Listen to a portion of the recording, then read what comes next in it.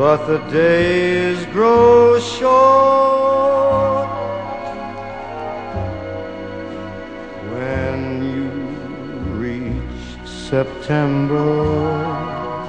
Nothing much will happen on the ground, but it will just create alternatives and new perspectives for solving the Israeli-Palestinian conflict on more balanced basis, and will help get away from the deadlock that happened in the bilateral forum that the Palestinian-Israeli conflict was closed in, and get it out into more multilateral forum where we can discuss everything on basis of international law. That's how we see this happening.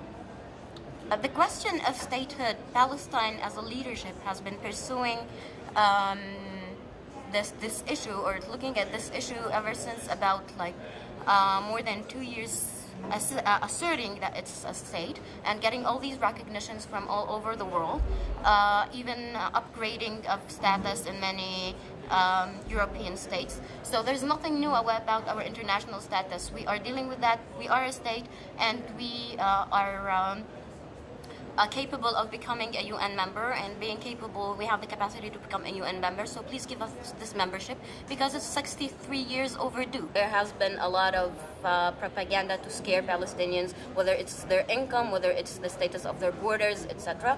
But I would like really to reassure them that legally speaking, the status of Palestine would not change dramatically after UN membership. It will only help Palestine be able to be represented fully in all international venues. There will be a veto, American veto on it, but that also will,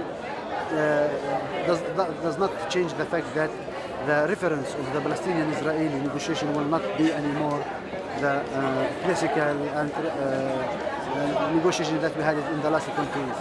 Now the involvement of the international community will be different and heavier and more with different political actors.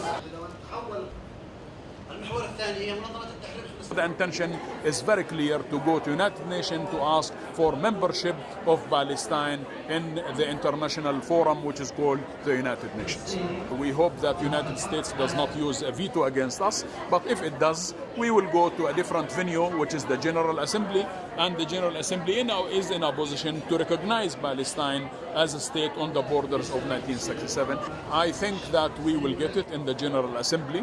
I think the General Assembly, majority of the countries, no less than 120 countries, will vote for us.